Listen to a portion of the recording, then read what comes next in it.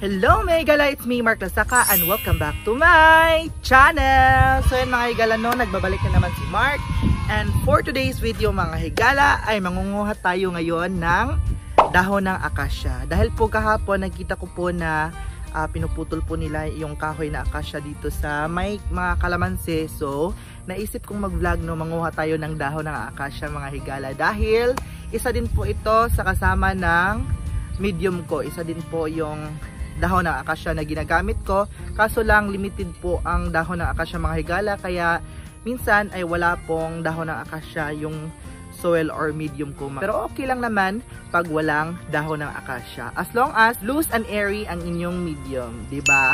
So ayan mga higala, kung bago ka pa lang sa aking channel, don't forget to like, share, and subscribe and hit the notification bell para updated kayo sa every upload ko. So ngayon, manguha na tayo ng dahon ng akasya.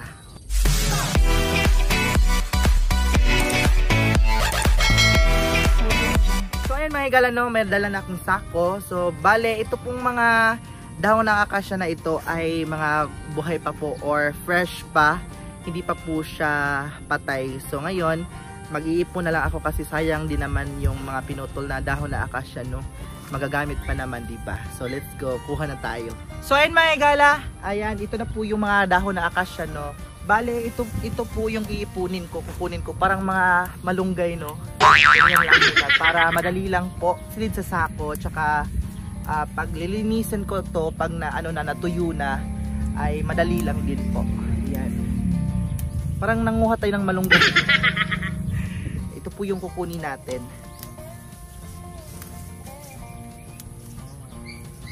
So alam nyo ba mga higala, ito pong dahon na akasya mga higala ay rich in nitrogen po. Ayan. Maganda po sa plant, kaso lang po sa mga variegated plant daw ay wag masyadong ramihan ng dahon ng akasya dahil po pag na-over sila sa nitrogen, maaari pong mawala ang kanilang variegation or mag-revert sila. Ayan. Mag-revert ba yun? Revert. Basta mawawala po yung variegation nila. Ayan. Dati pa po, plano ko sana manguha ng dahon ng akasya, kaso lang hindi ko abot. Tsaka mataas po kasi yung kahoy ng akasya. Ngayon ay sobrang dali na lang kunin dahil pinutol na talaga nila. Kasi ito pong puno ng akasya ay minsan po ay nagbibigay shade sa mga kalamansi. Kaya po hindi masyadong namumunga itong kalamansi nila. Kaya po siguro nakapag-desisyon sila na putulin na lang. Ayan. So iipunin natin itong mga dahon ng akasya mga higala kasi medyo marami talaga itong mga dahon na to. Tsaka mga ilang gamitan din ito, no, pag naipon natin. Papatuyuin ko pa po itong mga higala. Ayan, di ba? O, tingnan nyo, ang dami. Timing din po mga higala, no, kasi wala pa pong init dito sa amin.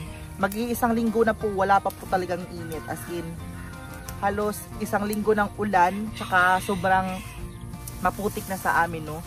Yung hindi ka gaganahang lumabas at gagawa ng mga trabaho sa labas dahil po ang init to.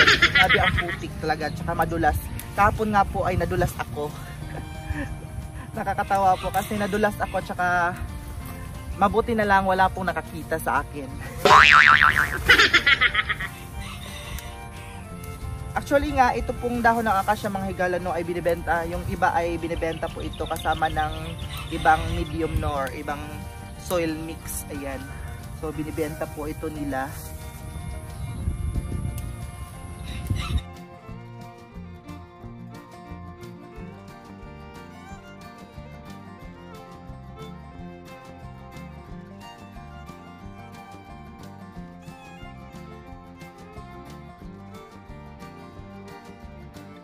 So ngayon po hindi po ako makapag-propagate, yun nga kasi palagi pong umuulan talaga dito sa amin. So ngayon, ito na lang muna ang gagawin natin para preparation din po ito para sa ating medium or soil mix mga higala. Ayan.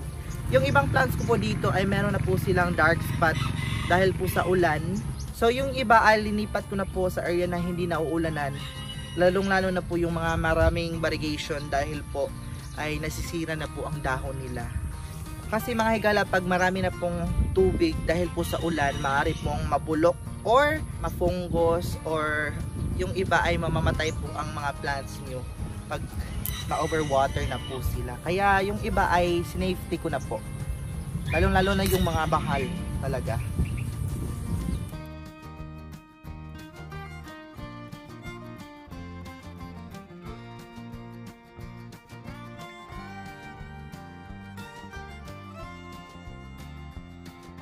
Regarding naman po sa last video ko po na hindi po ako nagsasalita, kasi merong nag-comment po na bakit daw ako hindi nagsasalita, hindi daw sila sanay. So nag-try lang po ako na hindi magsalita kasi hindi ko naman talaga plano mag-vlog during that time na mag-cut ng Paraiso Verde. Pero naisip ko, why not i-share ko po sa inyo. So hindi na lang ako nagsalita. Gusto ko sana mag-voice over, kaso lang natatawa ako pag nag-voice over ako kasi hindi ako makapag-focus pag nag-voice over ako mga higala. So next time mag-try din ako ng voice over, no. Minsan kasi pag propagation video, lalo-lalo na sa philodendron, ulit-ulit lang yung sinasabi ko, kaya naisipan ko hindi na lang ako magsalita during that time na mag-cut ng Paraiso Verde.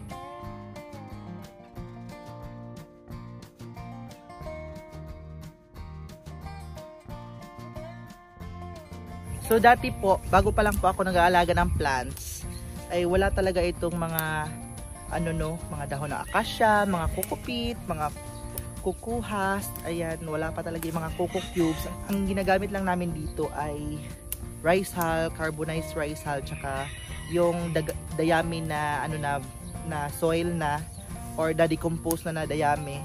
Kaso lang, ang na-notice namin ay medyo madali lang po mabulok ang mga plants, ayan. Kasi medyo hindi po loose and airy ang soil talaga namin. Research din kami about sa soil mixture. Ayan. Yung iba ay meron din namang mga gardeners na nagsasabi, Mark, itong gamitin mo. Ayan. Kasi mas maganda tsaka mas healthy po ang mga plants. So, trinay din namin. Ayan. Kaya ngayon, healthy at tsaka lush na rin ang aming mga mga plants. Lalong-lalo na po yung mga kalateya dati mga higala, hindi po namin alam paano alagaan ang talaga ang kalateya kasi ang dali lang nila masira yung dahon nila, tsaka ang dali lang mabulok. Pag nag-propagate kami ay hindi mabubuhay. So yun po, kaya nagmamatter talaga po ang soil natin when it comes to plants kasi doon sila kumukuha ng nutrients. Ayan, kaya importante po na tama or eksakto sa plants ang gagamitin nating soil. Kasi magkaiba po ang soil ng philodendron tsaka yung ibang mga plants, lalo na po sa mga landscaping plants. Ang gusto ng mga landscaping plants ay marami pong topsoil para healthy sila at tsaka hindi sila madaling ma-dehydrate. Ayan. Kasi pag loose and airy po ang soil ng ating mga landscaping plants, madali lang po sila malanta or ma-dehydrate. So kaya kailangan po compact or madaming topsoil po ang gamitin natin para sa ating mga landscaping plants. Ayan. Kasi nasa init kasi sila mga higala. Ayan.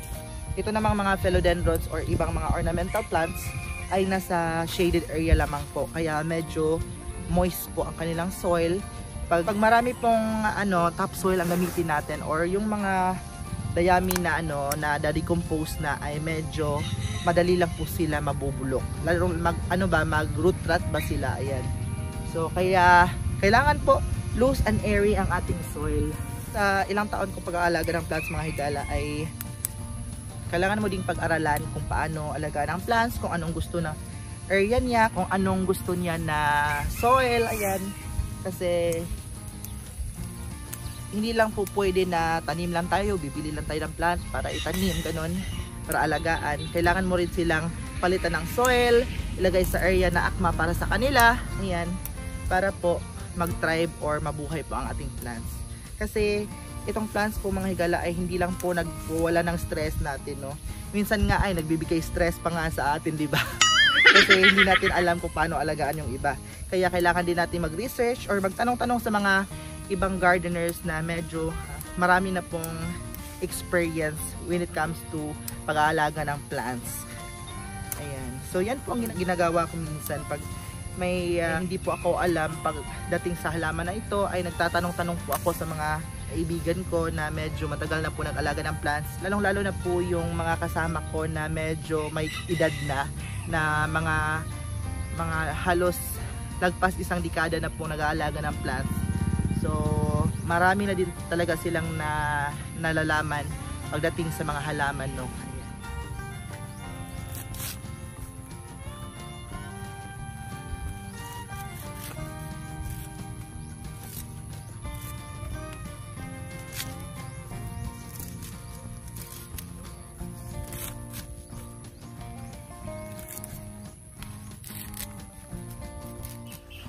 So yan mga higala, nakakuha na po ako ng isang sakong acacia leaves, no. Ayan, green pa po ito. And pagkatapos po nito ay ibibilad ko po ito ng araw o isa sun dry ko po ito.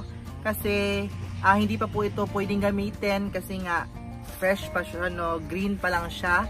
Medyo natagalan po ako magkuha ng dahon ng acacia mga higala. Mga mahigit isang oras, no. Pinagpawisan talaga ako. Basang-basa po ako ngayon sa pawis.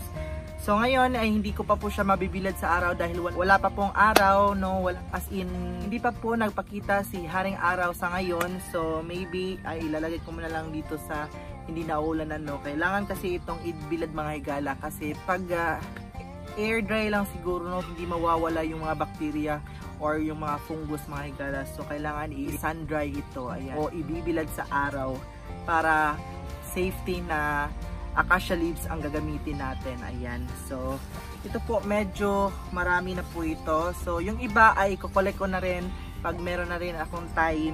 So, ayan. First time ko talaga mag-vlog ng ganito, no? Ayan.